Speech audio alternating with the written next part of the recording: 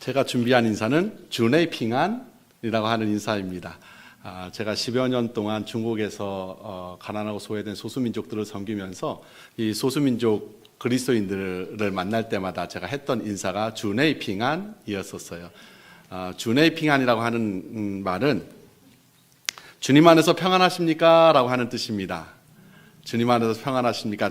한자도 굉장히 간단하죠?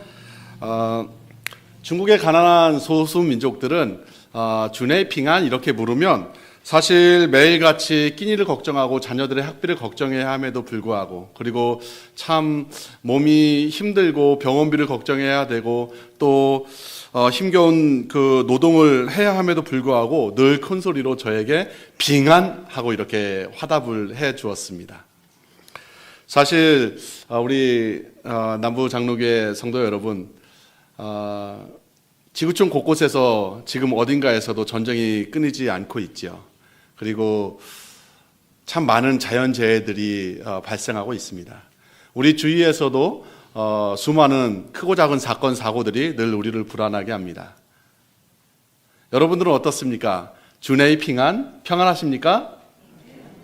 우리들도 여전히 어쩌면 지금 예배드리러 오는 이 자리에 개인의 그 건강의 문제, 또 경제적인 문제, 자녀들의 학업과 또 취업의 여러 가지 문제들을 가지고 내 안에 걱정하고 염려하는 마음으로 오셨을지도 모르겠습니다. 그러나 주님은 우리에게 이렇게 말씀하십니다. 평안을 너에게 끼치노니 곧 나의 평안을 너에게 주노라.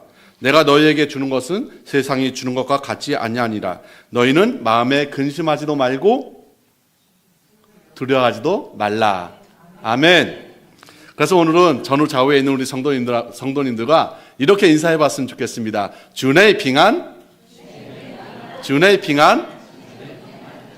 네, 서로를 축복하셨던 것처럼 저 또한 주일을 맞이하면서 감사함으로 예배드리러 나오신 우리 성도님들, 정말 여러 가지 근심과 걱정과 염려와 두려움들을 가지고 왔을지라도 이미 주님께서 주신 그 평안함이 우리 성도님들의 마음 가운데 충만하기를 주의 이름으로 축복합니다. 먼저 저를 사역자로 부르시고 지금까지 10여 년 동안 또 선교사의 삶을 살게 하신 우리 하나님, 그리고 또 이렇게 부족한 저를 이 먼 곳까지 초대해 주시고 또 귀한 삶과 사역을 나눌 수 있도록 허락해 주신 우리 송성섭 목사님, 그리고 그동안 기도한 물질로 중국의 미전도 종족 선교를 위해서 최선을 다해서 또 후원해 주시고 동역해 주셨던 우리 남부 장로교회 모든 성도님들에게 다시 한번 진심으로 감사를 드립니다. 사실 우리 목사님을 뵐 때마다 제 마음 가운데 선교사보다 더 선교사 다우신 목사님의 모습을 보면서 제가 얼마나 많은 감동을 받고 또 도전을 받는지 모르겠습니다. 우리 목사님, 제가 이제 이렇게 여기 미국에 방문을 하면서 목사님께서 이렇게 잘롯에 또 와 주셨으면 좋겠습니다. 그리고 오늘 이 시간 말씀을 좀 나눠 주셨으면 좋겠습니다 하는 부탁을 받고 제 마음 가운데 참 기쁘고 감사했지만 한편으로는 적지 않은 부담들이 있었던 것도 사실입니다. 제가 말씀드렸던 것처럼 선교사보다 훨씬 더 선교사 다운 목사님, 그리고 최선을 다해서 세계 선교를 위해서 정말 애쓰시는 우리 교회에 그동안 참 많은 분들이 오셔서 말씀으로 또 간증으로 이렇게 도전하셨을 텐데, 정말 드라마틱한 간증으로 많은 은혜를 끼치셨을 텐데, 그 깊은 산골짜기에서 사역하던 제가 어떤 은혜를 또 함께 나누고 또 어떤 간증을 나눌 수 있을까라고 하는 조심스러운 마음들이 들었기 때문입니다. 그럼에도 불구하고 저를 위해서 기도해 주셨고 또 함께 동역해 주셨던 우리 교회 앞에 감사 인사를 좀 드리고 싶은 마음도 있었고, 또 그 땅에서의 삶과 사역을 정직한 보고를 통해서 또 하나님께 영광을 올려드린다면 얼마나 좋을까, 그런 마음들이 제 안에 있어 이 자리에 섰습니다. 저는 오늘 제목을 선교는 무엇이다 라는 제목으로 한번 붙여보았는데, 선교는 땡땡이다 이렇게 읽어보려니까 좀 오해가 되실 것 같아요. 그래서 선교는 무엇이다 주제로 말씀을 좀 나누려고 합니다. 그 전에 여러분들에게 질문을 좀 하나 드리고 싶은데, 우리가 신앙생활을 하면서 교회에서 또 우리 목사님의 가르침 속에서 수도 없이 선교에 대한, 선교라고 하는 이 단어를 듣게 되어집니다. 여러분, 우리 선교라고 하는 단어가 우리 성경 어디에 기록되어져 있을까요? 한자로는 베풀선, 가르칠 교자를 씁니다. 그리고 영어로는 미션이라고 하는 이 단어가 성경 속에 어디에 있을까요? 몇 번 기록되어져 있을까요? 있을까요? 없을까요? 검색기를 돌리셔서 하루 종일 돌리셔도 찾지 못하실 겁니다. 놀랍게도 신구약 통틀어서 이 미션이라고 하는, 선교라고 하는 단어는 단 한 번도 나오지 않습니다. 그럼에도 불구하고 우리는 선교를 우리 교회의 사명이자 그리스도인이 마땅히 감당해야 될 책무다라고 이야기들을 합니다. 하지만 막상 선교가 무엇입니까? 라고 묻는다면 선교는 이것입니다 라고 한마디로 정의하는 것조차 사실 쉽지는 않습니다. 왜냐하면 선교를 우리가 어떤 관점으로 보느냐, 성경적 관점으로 보느냐, 역사적 관점으로 보느냐, 신학적 관점으로 보느냐, 우리가 어떤 관점으로 보느냐에 따라서 이 선교에 대한 정의와 의미가 많이 달라질 수 있기 때문입니다. 특별히 아주 오래전부터 선교학자들은 선교란 무엇인가라고 하는 이 주제를 가지고 아주 두 부류가 이렇게 딱 대립되듯이 그렇게 주장해 왔었어요. 복음 전파, 영혼 구원, 교회 개척이 선교의 핵심이라고 이야기하는 복음주의적인 그런 관점에서 보는 사람들이 있습니다. 영혼 구원을 넘어서 인간화, 그리고 사회 구원의 중요성을 강조하는 진보적인 관점에서 바라보는 사람들도 있었습니다. 그런데 이제 도널드 맥가브란이라고 하는 그 선교학자가 이렇게 정의를 내렸습니다. 더 이상 싸우지 말고 우리 이거로 좀 통일해 봅시다 라고 해서 정의를 내린 것이 바로 저 정의입니다. 예수 그리스도에게 전혀 충성을 바치지 않고 있는 자들에게 문화적 장벽을 넘어 복음을 전하는 것이며 그들을 일깨워 그리스도를 그들의 주와 구주로 받아들여 그의 교회에 책임 있는 구성원이 되게 하는 것이다. 그리고 성령의 인도하심에 따라 복음 전도와 정의 실현을 위해 일하며 하나님의 뜻이 하늘에서 이룬 것처럼 땅에서도 이루어지도록 일하는 것이다. 따라서 사람의 구원은 단순히 영혼의 구원이라는 말보다는 전인적 구원을 말하게 되며 죽어서의 영혼뿐 아니라 살아서도 사회 전반에 걸친 육체의 구원에도 관심을 갖는 것이다. 여러분 다 이해하셨죠? 이해가 안 되셨나요? 사실 제가 전달하는 능력이 부족하기도 하지만 사실 이렇게 아주 저명한 선교학자가 아주 그럴듯한 정의를 내렸지만 우리가 선교는 이것입니다 라고 이해한다는 것이 참 쉽지 않습니다. 그래서 오늘은 제 삶을 통해서 경험되어진 그 선교에 대해서 그냥 편하게 스토리텔링 하듯 그렇게 우리 성도님들과 함께 나누려고 합니다. 먼저 여러분들에게 선교는 무엇이다 라고 하는 제가 이렇게 주제를 던졌을 때 여러분들은 뭐라고 말씀하고 싶으십니까? 선교는 무엇이다. 제가 저 교회 그 화장실 들어가는 바로 옆에 이렇게 큰 액자처럼 선교는 교회의 DNA다 라고 쓰여 있었던 것으로 제가 기억을 합니다. 제가 이 질문을 제 그 지인들에게 한번 물어봤었어요. 그 지인들은 선교사도 있었고 목사님도 있었고 뭐 장로님 권사님처럼 오랫동안 신앙생활을 하셨던 분도 계셨고 또 이제 신앙생활을 하기 시작했던 분들도 계셨습니다. 그분들이 저에게 댓글로 이렇게 막 날려주셨던 그 정의는 바로 이랬습니다. 여러분도 한번 잘 들어보세요. 그리고 동의하시는 분도 있고 나도 그렇게 생각했는데 라고 생각하시는 분들도 있으실 것입니다. 선교는 하나님이 가장 기뻐하시는 일이다. 선교는 하나님의 소원이다. 선교는 그리스도인이라면 마땅히 해야 할 일이다. 선교는 내 삶의 전부다. 선교는 소통이다. 선교는 만남이다. 선교는 같이 있어주는 것이다. 선교는 그리스도의 복음을 선포하는 것이다. 선교는 사랑의 실천이다. 선교는 거룩한 부담이다. 선교는 하나님의 부르심에 대한 응답이다. 선교는 순종이다. 선교는 현지인들과 같이 더불어 함께하는 삶이다. 선교는 위대한 명령이다. 선교는 사명이고 희생과 순교가 따르는 십자가의 길이다. 선교는 하나님 나라를 세우는 것이다. 등등등등 참 많은 답변들이 왔습니다. 하나같이 참 주옥 같은 정의들을 각자 내리고 있었습니다. 제 지인들이 내린 선교의 정의를 제가 좀 빠르게 읽어드리긴 했는데 성도님들 느낌이 좀 어떠셨어요? 어떻게 좀 다 선교가 이것이구나 라고 하는 어떤 동일한 어떤 정의를 내리셨나요? 모든 성도님들이 모든 그리스도인들이 각자 자기만의 언어로 선교를 이해하고 정의 내리고 있었던 것을 제가 보게 되었습니다. 오늘 제가 나누고 싶은 이야기들이 어쩌면 우리 성도님들이 볼 때에는 다 동의가 안 되시는 부분들이 있을 수도 있고 굉장히 협소하고 물론 이렇게 학적으로 이렇게 인정받은 그런 것들도 아닙니다. 어쩌면 우리 성도님들이 오늘 제가 함께 나누는 이러한 선교에 대한 이야기들이 그냥 먼 이국 땅에서 사역했던 공영훈 선교사의 이야기지라고 생각하실 수도 있습니다. 그러나 오늘 이 이야기 속에서 공영훈 선교사의 이야기지라고 하는 것이 아니라 이 안에서 멈추지 않으시는 하나님의 열정, 또 열방 가운데 일하시는 하나님의 그 열심들을 우리 성도님들이 좀 발견하실 수 있는 시간들이 되었으면 좋겠습니다. 먼저 저는 선교는 삶이다 라고 말씀드리고 싶은데, 삶이다 안에 가로치고 성육신적이라는 표현을 제가 기록해 보았습니다. 고린도전서 9장 22절에서 23절, 오늘 우리가 함께 읽었던 말씀이죠. 약한 자들에게 내가 약한 자와 같이 된 것은 약한 자들을 얻고자 함이요, 내가 여러 사람에게 여러 모습이 된 것은 아무쪼록 몇 사람이라도 구원하고자 함이니, 내가 복음을 위하여 모든 것을 행함은 복음에 참여하고자 함이라. 중국에서 사역할 때 만난 지 얼마 안 되는 중국 사람들이 제게 이렇게 묻습니다. 너는 어느 나라 사람이냐? 라고 물어야 되는데 너는 어느 민족이냐? 이렇게 묻더라고요. 그래갖고 제가 내가 어느 민족처럼 보입니까? 라고 물으면 10사람 중에 9사람은 너 중국의 56개 민족 가운데 너 티베탄이지? 라고 말하더라고요. 처음에는 그게 되게 좀 속상했습니다. 아니, 내가 어딜 봐서 티베탄이야.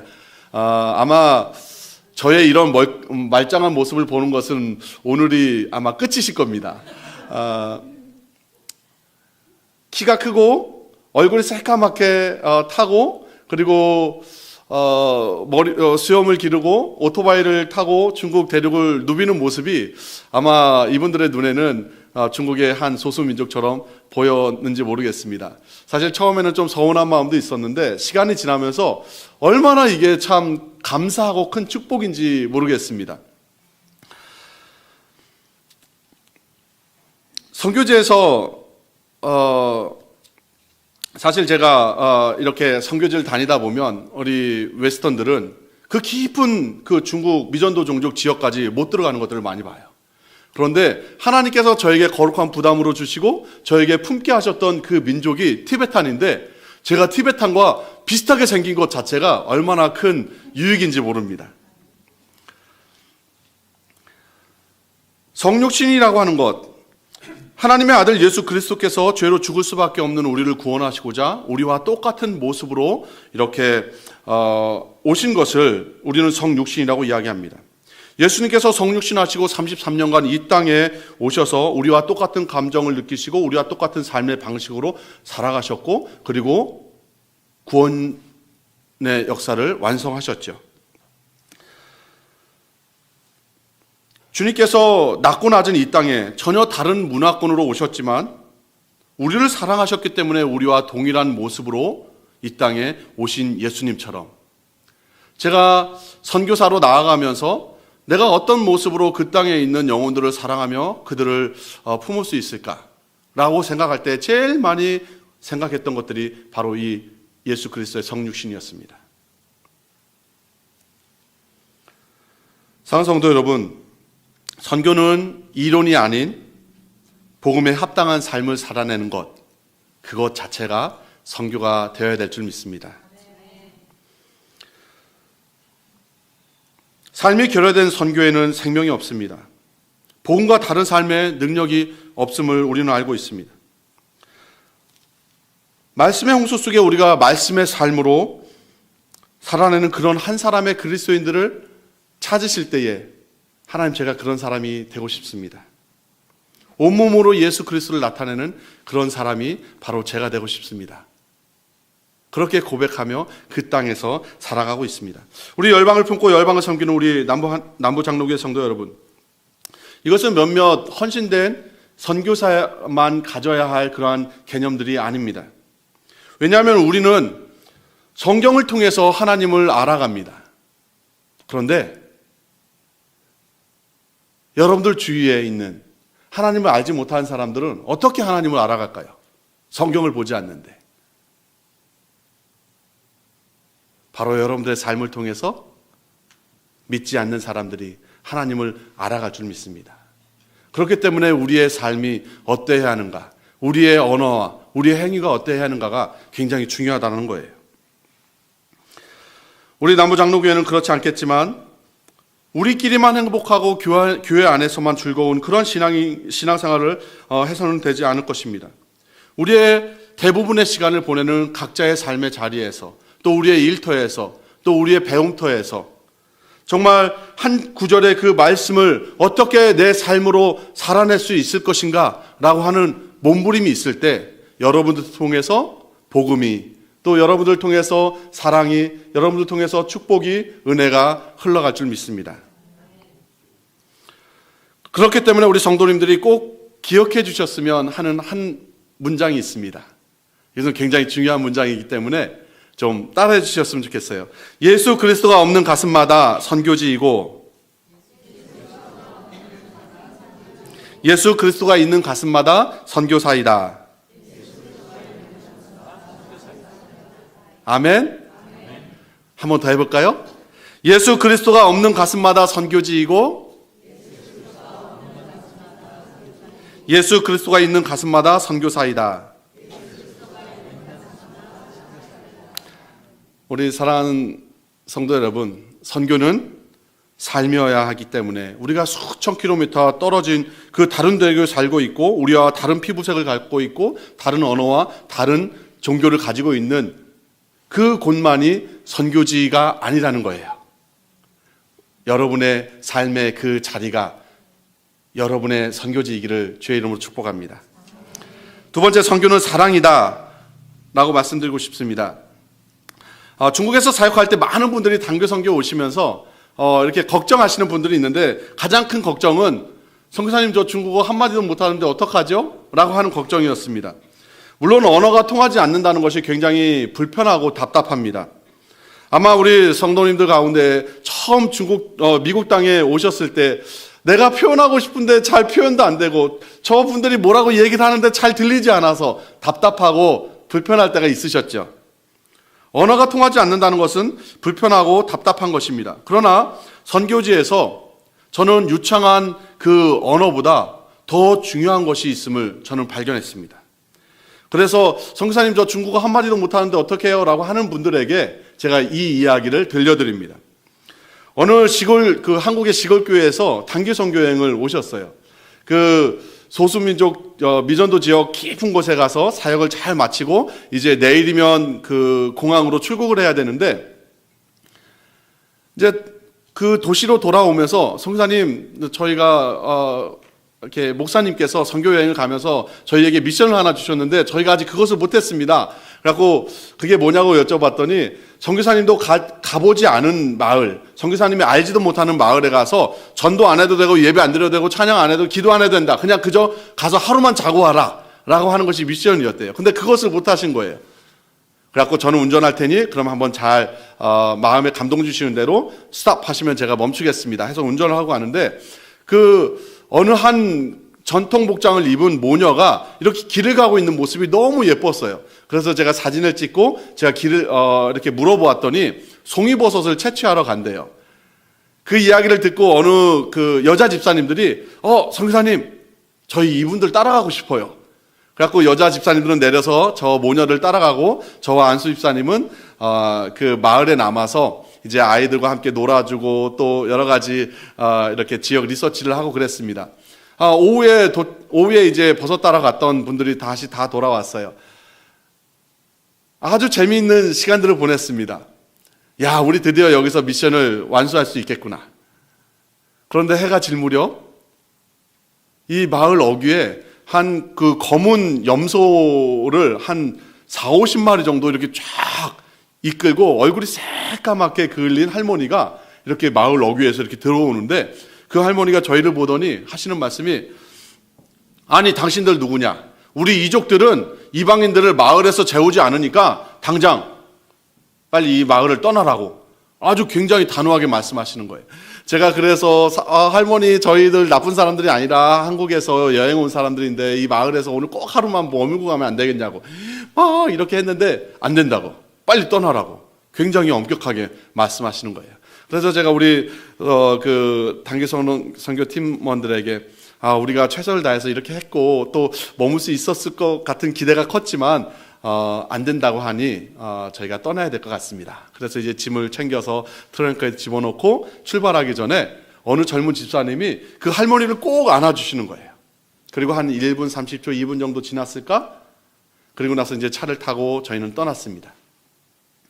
그 여자 집사님이 차에서 선교사님 저 그 할머니 안고 축복해드렸어요, 이렇게 이야기하시더라고요.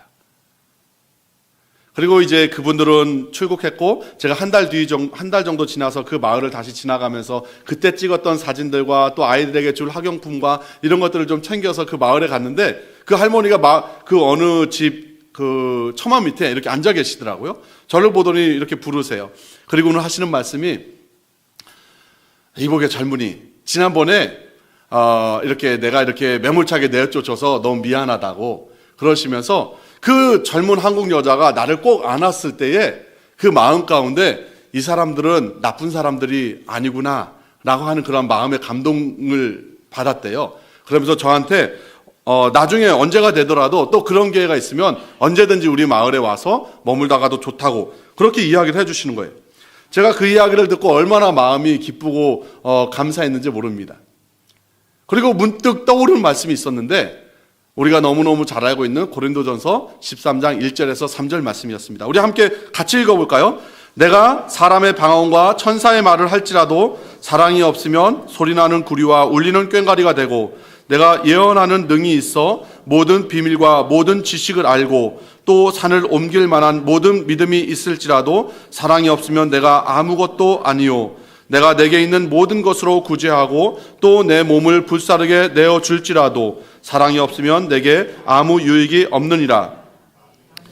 그렇습니다. 이렇게 성경은 유창한 천사의 말을 하는 것보다 뭐가 먼저라고 이야기를 하고 있어요?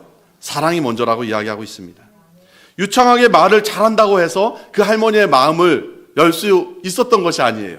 그 할머니의 마음을 열 수 있었던 것은 바로 그 집사님의 사랑의 마음이었습니다. 이것이 바로 사랑의 힘인 것입니다.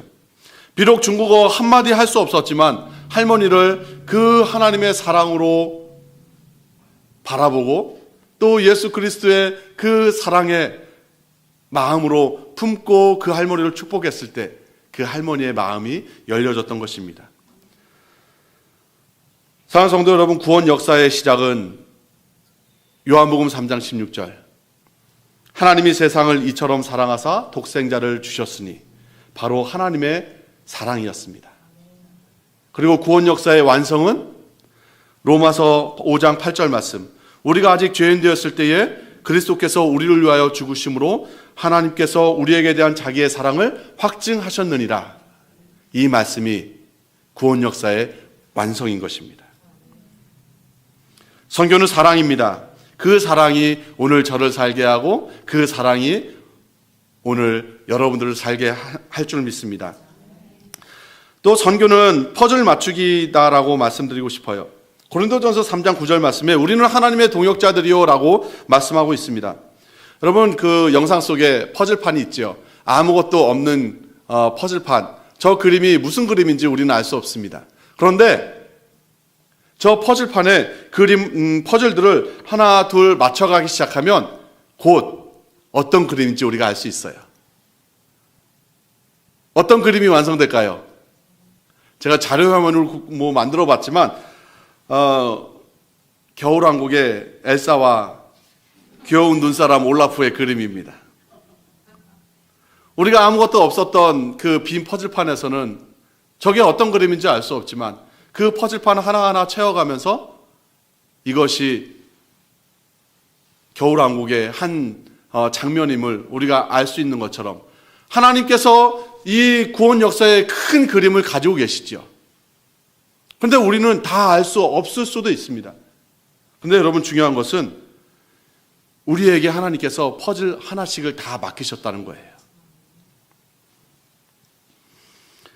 제가 네팔에서 사역하면서 선배 선교사님들이 가장 큰 고민 가운데 하나는 네팔에서 누군가에게 복음을 전해서 예수 그리스도의 제자가 되겠다라고 고백을 하지만 이 사람들은 평생 힌두교와 불교의 영향력 아래 살았던 사람들이기 때문에 이 사람들이 어떤 문제를 만나면 어떤 어려움에 봉착하면 다시 그 힌두교의 세계관과 불교의 세계관 속에서 결정하는 것들을 보게 되어집니다. 그렇기 때문에 선교사님들이 늘 고민하는 게 이 사람들이 힌두교와 불교의 세계관에 그 물들기 전에 정말 어리면 어릴수록 이 다음 세대들에게 복음을 전하는 것이 너무너무 중요합니다 라는 그러한 이야기들을 많이 하세요. 그런데 네팔이 경제적으로 너무너무 가난한 나라이고 또 네팔의 기독교의 그 영향력이 굉장히 미미합니다. 그러다 보니까 교회들은 사실 다음 세대들을 위한 투자도 할 수 있는 여력도 없고 관심도 없고 그리고 전문가들도 없어요. 기독교 교육에 대한 자료들은 거의 전무합니다. 그래서 제가 네팔에서 이 어린이들을 만나면서 제 마음 가운데 주셨던 그 마음은 이 다음 세대들을 위한 성경 캠프 같은 것들을 하면 얼마나 좋을까라고 하는 그러한 마음의 이런 부담들이 있었습니다. 그래서 제가 네팔에서 다음 세대들을 위해서 다음 세대들을 하나님께 이렇게 올려드린다라고 하는 의미로 드림업 그리고 겨자씨만한 작은 네팔 아이들의 꿈일지라도 이 꿈을 좀 키워줬으면 좋겠다라고 하는 마음으로 드림업이라고 하는 캠프를 제가 네팔에 있으면서 2차례 정도 이렇게 함께 동역자들과 진행을 했습니다.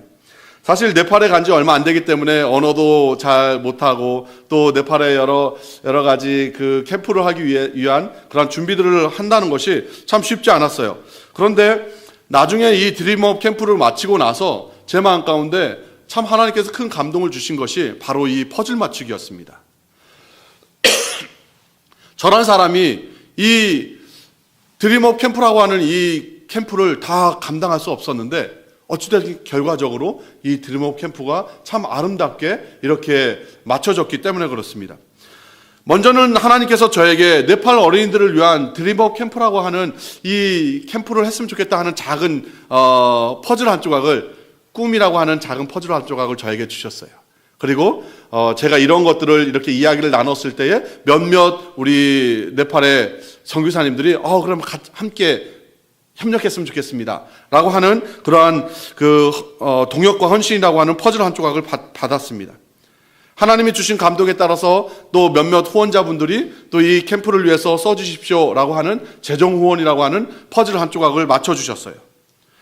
한국과 각국의 동역자들에게 또 중보기도라고 하는 퍼즐 한 조각을 또 맞추게 하셨습니다. 이렇게 퍼즐 한 조각 한 조각들이 맞추어 주어서 결국에는 49명의 한 번도 교회의 문턱을 넘어보지 못했던 네팔의 어린이들이 교회 안으로 들어와서 하나님의 창조하심과 예수 그리스도의 구주되심에 대한 복음을 듣게 되었고 그곳에서 눈물을 흘리며 기도하고 또 정말 두 손을 들어 찬양하는 그런 모습들을 보면서 제 마음 가운데 얼마나 마음이 벅차고 감사했는지 모릅니다.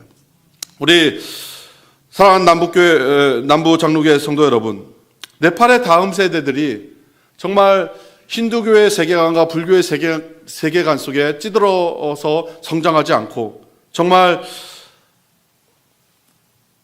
우상 앞에 고개 숙이지 않고 세상의 가치와 기준이 아닌 믿음으로 살아갈 수 있는 정말 이 땅의 그 네팔 땅의 요셉 또 네팔 땅의 다윗 그리고 에스더 사무엘과 같은 그러한 하나님의 사람들이 되어질 수 있도록 그런 크리스찬 월드 리더들로 세워질 수 있도록 우리 함께 기도해 주셨으면 좋겠습니다. 열방 가운데 하나님 나라를 세워가야 할 여러분들 손에는 어떤 퍼즐들이 들려져 있습니까? 어떤 퍼즐은 아주 작아서 뭐 이거밖에 안 돼? 라고 소홀히 여기실 수도 있습니다. 또 어떤 퍼즐은 그냥 제가 이거 내가 없어도 되겠지 라고 잃어버릴 수도 있을 거예요.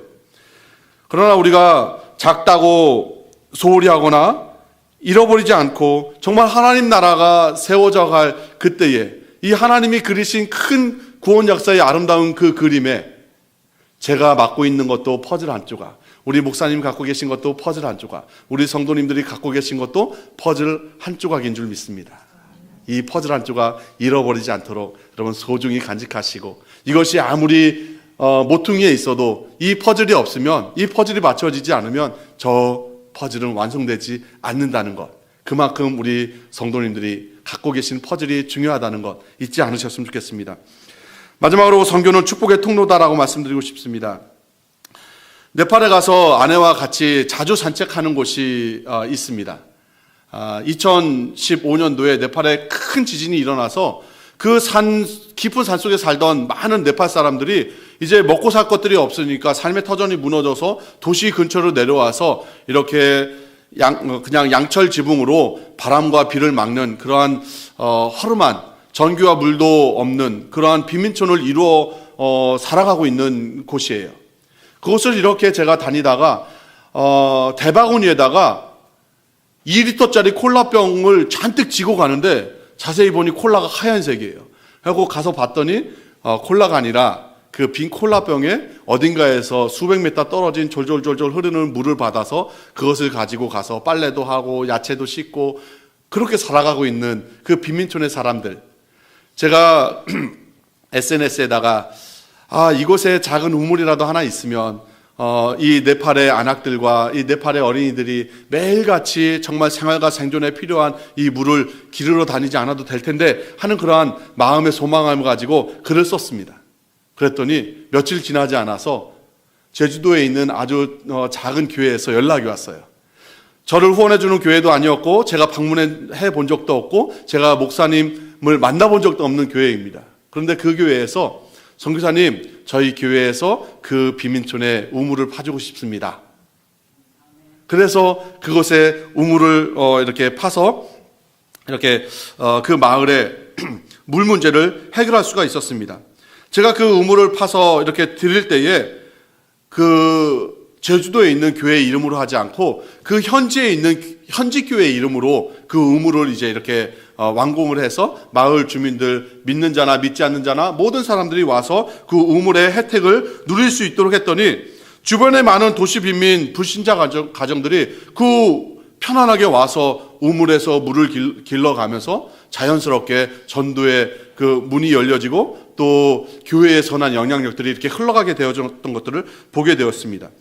여러분, 여러분들 가운데는 어쩌면 우물 파는 일들이 영적인 일이 아니기 때문에 뭐 중요한가? 라는 생각들을 하실 수도 있습니다. 그러나 여러분, 주님도 이 땅에 오셔서 복음을 선포하시고 가르치시기도 하셨지만 굶주린 자에게 빵도 나눠주셨고요. 아픈 사람들을 치료해 주셨습니다. 어쩌면 이것이 영적인 일처럼 보이지 않지만 주님도 우리의 필요와 또 주님도 긍휼한 눈으로 그들을 보시고 그들의 필요들을 채워주셨던 것들을 보게 되어집니다.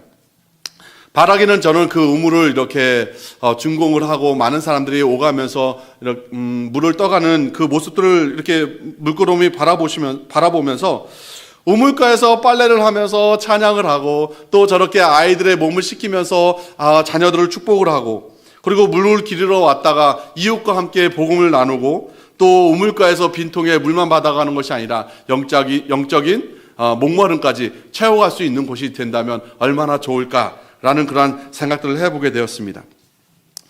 소망에는 이러한 것들이 그냥 1호, 2호, 3호 계속해서 이루어졌으면 좋겠습니다. 선교는 축복의 통로입니다. 이외에도 선교는 무엇이다 라고 관해서 많은 간증들이 있지만 다 나눌 수는 없습니다. 그러나 중요한 것이 있는데 그것을 좀 짧게 말씀드리고 말씀을 좀 맺으려 합니다. 우리 사도행전 29장 말씀을 한번 찾아볼까요? 라고 한다면 찾아보시려고 하실 텐데 여러분, 사도행전은 28장밖에 없습니다. 그러나 사도행전의 결말을 이렇게 열린 결말이다라고 이야기들을 합니다. 우리가 드라마를 보면 드라마 1편이 끝났어요. 그러면 1편에 그 아슬아슬한 그러한 여운을 남기고 1편이 끝나면 2편이 기다려지잖아요. 사도행전의 결말이 그와 같은 결말인 것 같습니다. 비록 성경 속의 사도행전은 28장으로 끝났지만 사도행전 28장은 열린 결말로 끝났기 때문에 사도행전 29장, 30장, 31장 계속해서 써내려가야 할 선교행전이 되어야 할 줄 믿습니다. 그 선교행전은 누가 써가야 할까요? 바로 저와 우리 남부장로교회 성도님들이 함께 써내려갈 수 있었으면 좋겠습니다. 선교행전을 써내려간다는 것 굉장히 어렵고 힘든 일처럼 느껴지실 수 있지만 모든 성도님들이 다 함께 동참해서 써내려갈 수 있는 것이 있는데 선교 GPS를 기억해 주셨으면 좋겠습니다. 선교 GPS의 G는 우리가 너무너무 잘 알고 있는 것처럼 마태복음 28장 18절에서 20절 말씀, 주님께서 우리에게 지상태의 명령을 주셨을 때에 주셨던 하늘과 땅의 모든 권세를 너에게 주셨으니 그러므로 너희는 가서, 지상태의 명령을 주셨을 때의 첫 번째 동사가 가라는 것입니다. 그렇기 때문에 GPS의 G는 고예요. 복음 전도의 수단과 방법은 시대와 상황에 따라 조금 달라질 수 있습니다. 그러나 아직도 특히 우리 목사님과 우리 남부장로교회가 가장 주목하여 보는 UEPG 지역들은 여전히 누군가가 가서 복음을 전하지 않으면 복음을 들을 수 없는 지역들이 굉장히 많습니다. 누군가는 가야 한다는 거예요. 물론 그렇다고 해서 우리 모든 성도님들이 저처럼 또는 목사님처럼 정상적인 이렇게 정식 신학 교육을 받고 그렇게 해서 안수를 받고 가지 않으셔도 됩니다. 여러분들, 하나님께서 여러분들에게 주신 재능과 은사와 또 평생 여러분들의 삶을 가지시면서 어떤 전문적인 지식들이 있을 수 있어요. 전문적인 지식이 없어도 좋습니다.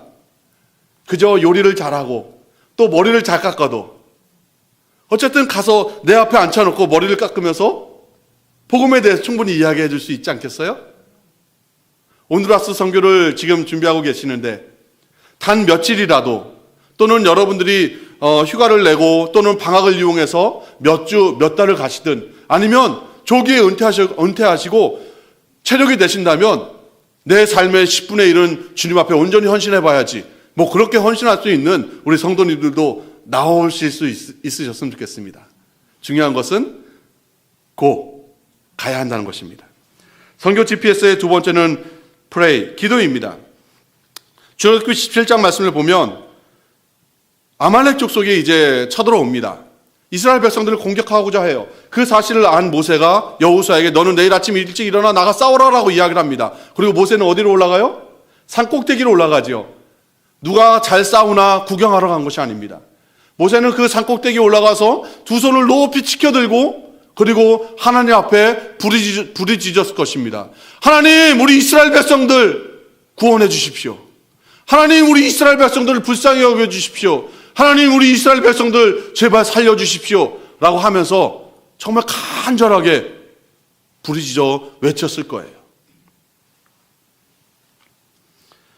모세의 손이 올려져 있었을 때에는 이스라엘 백성들이 이깁니다. 그런데 모세의 그 손이 힘들어서 점점 내려올 때에는 아말렉 족속이 이겨요. 우리가 너무 잘 알고 있는 것처럼 아론과 훌이 그 모세의 내려오는 손이 내려오지 않도록 그 손을 높이 치켜들고 그 손이 해가 저물어 지도록 이렇게 올려져 있었을 때에 이스라엘 백성들이 그 아말렉 족속을 파하고 승리를 쟁취했던 것들을 우리는 보게 되어지죠. 성도 여러분, 이 전쟁의 승패는 어디에 있습니까? 노예했던 이스라엘 백성들이 무슨 대단한 무술을 익혔겠어요? 아니면 무슨 변변한 무기들이 있었겠습니까? 아니면 탁월한 전술과 전략들이 있었겠습니까? 누가 봐도 이 전쟁은 아말렉 족속이 이겨야 되는 전쟁이었을 것입니다. 그러나 하나님의 방법은 달랐죠. 이스라엘 백성들이 승리했던 것. 저는 이 전쟁을 보면서 한 가지 소망을 갖는 것이 있습니다. 그것은 기도하는 자가 보게 될 하나님의 역사가 있다는 것입니다. 모세는 위기를 만나고 민족의 위협 앞에 그 산꼭대기에 자기의 안전을 위해서 피한 것이 아니에요. 그저 그 꼭대기에서 전쟁을 구경하려고 그곳에 올라갔던 것이 아닙니다. 그곳에서 믿음으로 부르짖고 간구했던 것입니다. 전쟁의 승패의 열쇠는 바로 모세의 중보, 믿음의 기도였음을 우리는 기억해야 합니다. 열방을 품고 열방을 섬기는 우리 남부장로교회 성도 여러분, 열방을 향해서 여러분들의 손을 높이 지켜 들어주셨으면 좋겠어요. 저희는 보냄받은 열방 끝 선교지에서 여러분들의 기도에 힘입어 여호수아처럼 맹렬하게 용맹스럽게 싸울 것입니다. 물론 믿음 없는 자들에게는 열방을 품고 각자의 자리에서 기도하는 것, 뭐 그것이 큰 힘이 있어? 뭐 그게 대단해? 라고 이야기할지도 모르겠지만 우리는 어떤 사람들이에요? 하늘과 땅의 권세를 받은 사람들입니다. 그렇기 때문에 우리의 기도가 힘이 있는 거예요. 그렇기 때문에 우리의 기도가 무의미하지 않습니다. 우리의 기도가 그렇기 때문에 약하지 않습니다. 여러분들이 열방을 향해서 기도의 손을 들고 믿음으로 선포하며 기도할 때 아말렉 족속을 파하여 승리했던 이스라엘의 그 승리의 소식처럼 계속해서 열방 가운데 우리 선교사님들이 승리의 소식들을 우리 성도님들의 귀에 들려주실 것입니다. 사랑하는 성도 여러분, 세계 선교를 완성하는 힘은 믿음이 담긴 중보기도에 있습니다. 너무너무 잘하고 있는 것처럼 기도하는 한 사람이 기도하지 않는 한 민족보다 강합니다. 마지막으로 선교 GPS의 세 번째는 샌드입니다. 사도행전 13장 3절 말씀에 이에 금식하며 기도하고 두 사람에게 안수하여 보내니라 라고 말씀하고 있어요. 바울 사도가 하나님 앞에 서는 그날까지 위대한 복음 전도자요 이방인의 사도로 끝까지 충성스럽게 사명을 감당할 수 있었던 것은 예루살렘 교회와 안디옥 교회 그리고 로마서 16장에 나오는 수많은 믿음의 동역자들이 있었기 때문입니다. 여러분, 그 어느 선교사도 결코 혼자 지상 대명령을 감당할 수 없습니다. 그렇기 때문에 최전방에 있는 선교사의 상급은 굉장히 크고 편안해 보이는 이 후방에서 우리의 상급은 별로 없어, 그렇게 생각하지 않으셨으면 좋겠어요. 왜냐하면 사무엘상 30장 24절 말씀에 보면 전장에 내려갔던 자의 분깃이나 소유물 곁에 머물렀던 자의 분깃이 동일할지니 라고 말씀하고 있습니다. 지원군도 전투에 참가한 사람들만큼 중요한 존재이기 때문에 다윗은 전투병이나 지원군이나 동일하게 상급을 주었다는 거예요. 오늘 이 말씀에 여러분들이 위로를 받으셨으면 좋겠습니다. 위대한 지상 대명령의 완수를 위해서 우리가 기도로 동역하고 재정으로 후원하는 것 정말 중요합니다. 내가 기아와 가난으로 허덕이는 아프리카에 갈 수 없을지라도, 내가 히말라야 그 산맥의 그 UEPG 그 깊은 산골짜기에 살아가고 있는 그 사람들에게 내가 갈 수 없을지라도, 내가 이념과 사상에 맡겨서 복음을 들을 수 없는 그런 공산주의 국가에 갈 수 없을지라도, 내가 무슬림 지역이나 힌두 문화권 속에 들어가 복음을 전할 수 없을지라도 기도와 함께 재정적인 부분에 있어서도 주의 복음이 증거되고 하나님 나라가 세워지는 곳들에 나중에 여러분들의 그 섬김과 헌신과 충성스러움이 함께 기록되어질 줄 믿습니다. 소망에는 열방 가운데 하나님 나라가 세워질 때 우리 남부장로교회 모든 성도님들 한 분 한 분이 하나님 앞에 기억되어지고 기록되어졌으면 좋겠어요.